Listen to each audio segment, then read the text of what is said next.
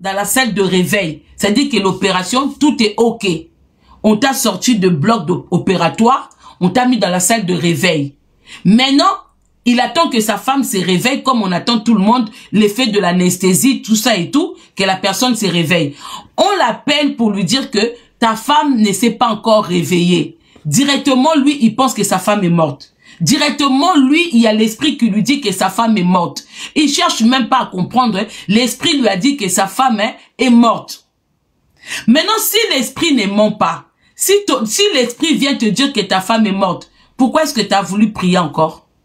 Après, il dit que quand l'esprit lui a dit que sa femme est morte, lui aussi, il attendait. Il a attendu 1 heure, 2 heures, 3 heures.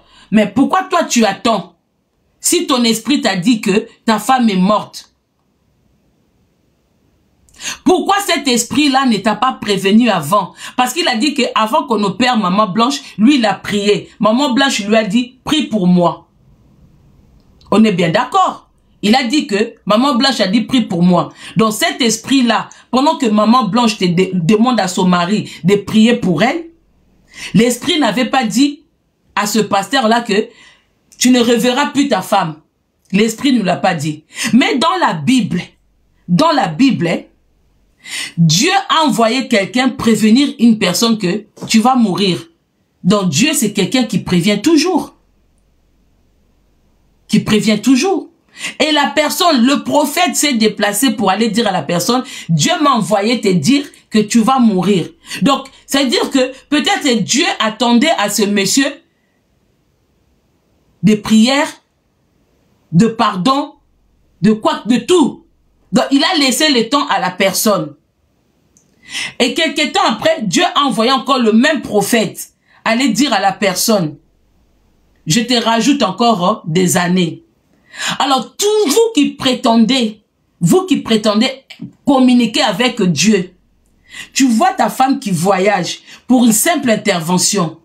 Tu arrives même dans le même pays. Tu vois ta femme avant de subir cette intervention, avant de rentrer dans le bloc opératoire. Jusque-là, Dieu, toi qui es saint, toi qui es le plus intelligent, toi qui communiques avec Dieu, toi qui as l'assemblée, toi que ton église réunit plus de 1 million de personnes. Dieu ne t'a pas prévenu. Dieu qui vous montre les choses qui se passent dans la famille des gens. Dieu qui vous montre les démons des familles des gens. Dieu qui vous montre tout parce que vous, devant la chair, vous connaissez, vous tous, notre état d'âme. Vous connaissez tout ce qui se passe dans nos familles. Tous les démons de nos familles, vous connaissez ça. Vous, les pasteurs congolais. Mais toi, devant ta femme, Dieu ne t'a pas dit que, ne t'a pas prévenu que c'est la dernière fois que tu vois ta femme. C'est une fois qu'on a opéré ta femme se retrouve dans la salle de réveil. On te dit qu'elle ne s'est pas réveillée. C'est là que tu dis, elle est morte. Elle est morte, mais tu attends quand même son réveil. Tu attends 1 heure, 2 heures, 3 heures, 4 heures. Et tu as commencé à prier et l'odeur du parfum de ta femme remplit la chambre là où il était. Non, mais ce mec, c'est un comédien. Hein? Et c'est lui qui vient nous insulter. Un comédien pareil. J'aurais voulu que ces détails-là, que ça se passe en France ou en Belgique. Que tu donnes ça, que tu viennes dire ça aux inspecteurs français ou aux inspecteurs belges. J'aurais voulu. Même en Allemagne. J'aurais voulu que ce genre de comédie, ça se passe dans des pays comme ça. Et, pas beaucoup, aux aggraves. Et c'est nous qui nous sommes bêtes. Ok. Donc, jusqu'à 4 heures du temps après, la femme ne se réveillait pas. Donc, conclusion, la femme est morte. Une fois sa femme est morte, maintenant, d'où? Tokome, sika na ina komi sabino. Ba page, boya. Kibokolo News, Ozawana, Rando Vérité Moana, leader de news, Lido, Bilokos, la maman, vous êtes là, Tokome. Biso Batwa Zobe, tout s'expliquer. Là, on a compris déjà que intervention de Maman Blanche, il n'y avait pas de problème. Elle était dans la salle de réveil, qu'elle se réveillait pas. Le problème, c'est pas que l'intervention s'est mal passée dans le bloc opératoire. On est bien d'accord. Dites amen. On est bien d'accord. Selon l'explication, c'était dans la salle de réveil qu'on l'a contactée pour dire que elle ne se réveillait pas. Maintenant, Quelqu'un que l'opération s'est bien passée. Elle est dans la salle de réveil. Elle se réveille pas et du coup, elle a fait une crise cardiaque. Pendant le sommeil, pendant son sommeil, crise cardiaque.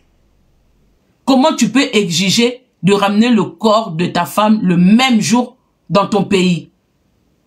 Ça, c'est quel genre d'hôpital? Parce que eux-mêmes là-bas, ils allaient chercher à savoir qu'est-ce qui s'est mal passé. Pourquoi est-ce que l'intervention s'est bien passée? On a réveillé. Pourquoi est-ce qu'elle ne s'est pas réveillée? Est-ce qu'il y a eu un problème avec l'anesthésie? La dose n'était pas assez? Est-ce que, parce que avant de passer dans le bloc opératoire, il y a toutes sortes d'examens. On vous pose des questions dans votre état de santé, tout ça. Comment est-ce qu'un homme qui perd sa femme? Bon, excusez-moi, bateau YouTube.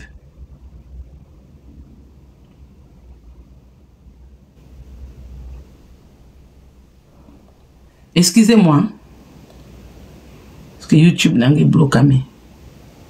YouTube, excusez-moi. Ouais, tout tapoter dans YouTube, s'il vous plaît. Maintenant, la famille. Nous tous, nous savons que dans les pays de droit, Nababilo Kwaboye, même c'est eux-mêmes qui vont pas vous remettre le corps de votre femme, que vous le demandez ou pas. C'est l'hôpital qui ne vont pas vous remettre le corps. L'hôpital voudront savoir qu'est-ce qui s'est passé pour que la femme perd sa vie. Est-ce que c'était faute de l'anesthésiste? Est-ce qu'il y a eu quelque chose? Est-ce qu'il y a eu hémorragie à l'intérieur? Est-ce qu'ils ont oublié quelque chose? Mais lui n'a même pas voulu savoir comment est-ce que sa femme est morte. Est-ce qu'un homme qui a aimé sa femme pendant plus de 18 ans, pendant au moins 20 ans, tu perds ta femme en espace de quelques heures, tu vas sortir de ce pays-là comme ça? Tu vas sortir de ce pays sans explication? Tout ce qu'il a dit que le médecin, le docteur, il a exigé de prendre le corps de sa femme le même jour. Si ce n'est pas un coupable qui réagit comme ça, comment vous allez dire ça? Ça, c'est quel genre d'hôpital où le même jour tu perds ta femme, le même jour ils enlèvent les organes du corps de ta femme, le même jour on te remet le corps de ta femme, tu prends le billet, tout ça, vous retournez au Congo. Ça, c'est pas le comportement des assassins. Ça, c'est pas le comportement. Ok.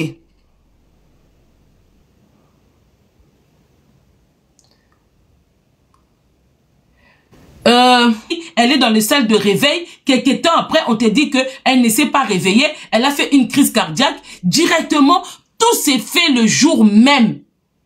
Tout s'est fait le jour même. Il dit que ce n'est pas de sa faute s'il a des amis, si les autorités l'ont aidé. En plus, il a bien précisé que les autorités l'ont aidé. Carnet d'adresse naïe, c'est parce qu'il est connu avec les gens bien placés. Et le médecin en question, est-ce que le médecin est complice? Ça, c'est quel médecin où tu opères quelqu'un qui perd sa vie, tu ne cherches pas à comprendre qu'est-ce qui s'est passé. Même eux-mêmes, le médecin voudrait savoir, mais on l'a opérée, elle était dans le salle de réveil, pourquoi elle meurt? Qu'est-ce qui s'est passé? Mais le même jour, il quitte la Turquie. Bandeko, tout ça là aussi, ça vous parle pas? Hey!